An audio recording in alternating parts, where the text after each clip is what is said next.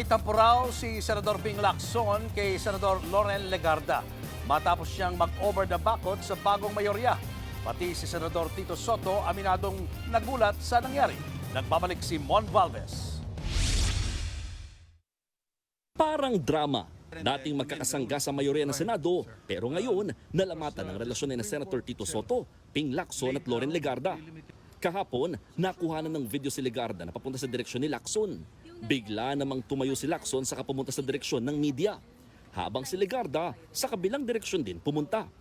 Sa isa pang video, kitang magkausap sina Legarda at Soto habang katabi ni Soto si Lacson. Si Lacson, aminadong may tampo siya kay Legarda matapos mag-over the backwood para mapatalsik si Soto bilang Senate President.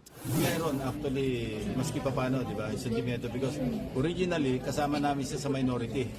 We were only 4 or 5 at that time, ano? And then kasama namin siya sa majority originally. So ang sa akin lang, it's not the point of her leaving the group.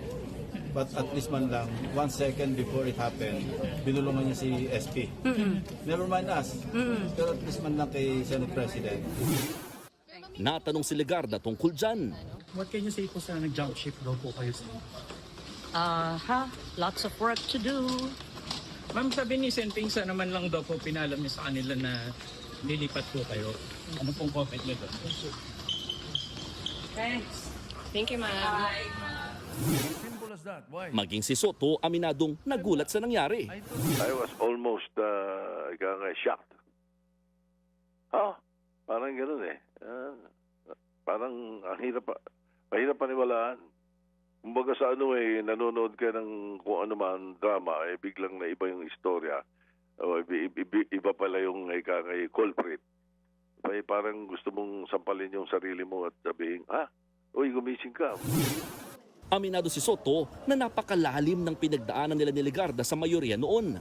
Noong 2004, si Soto pa nga ang campaign manager ni Legarda nang tumakbo ito bilang vice president. Pero ayon kay Soto, hindi naman do masama ang kanyang loob sa naging desisyon ng senadora at ang masasabi lang niya, masakit. Di rin sa akin. Baga sa hindi naman ganun ang feeling ko. Akin lang is parang at least alam ko na kulay mo after all these years. Sa botohan sa liderato ng Senado noong Lunes, nag-abstain sina Senator Mig Zubiri at JV Ejercito. Ayon kay Soto, nakalista ang dalawang senador na kasama nila sa bloke at naiintindihan daw niya ang kanilang naging boto. Si JB, kaya nag-abstain kasi kinukuha siyang majority leader hindi siya pumayag, tumanggi siya, nahihiya naman siya na parang diba? So, nag-abstain na lang siya. Si Mix naman, alam naman natin yun. Si Mix is from Mindanao. Opo. So, he would not want to be painted differently. Aminado ang bagong mayorya sa Senado na manipis ang kanilang numero sakaling magkaroon ng isa na namang kudeta. Nothing is stable. Dito mo sila. Hindi naman sila stable. Nothing is stable. Para naman kay Soto, tiwala siya sa mga kasama nila ngayon sa minorya. Yung mga kasama namin, lalo na yung mga tulpo, matitibay yung dibdib eh.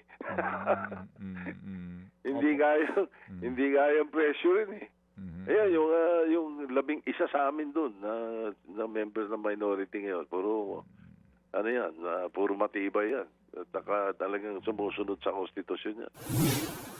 Nagbabalita mula sa Frontline, Mon Gualvez, News 5. Mga kapatid, Julius Babaw po.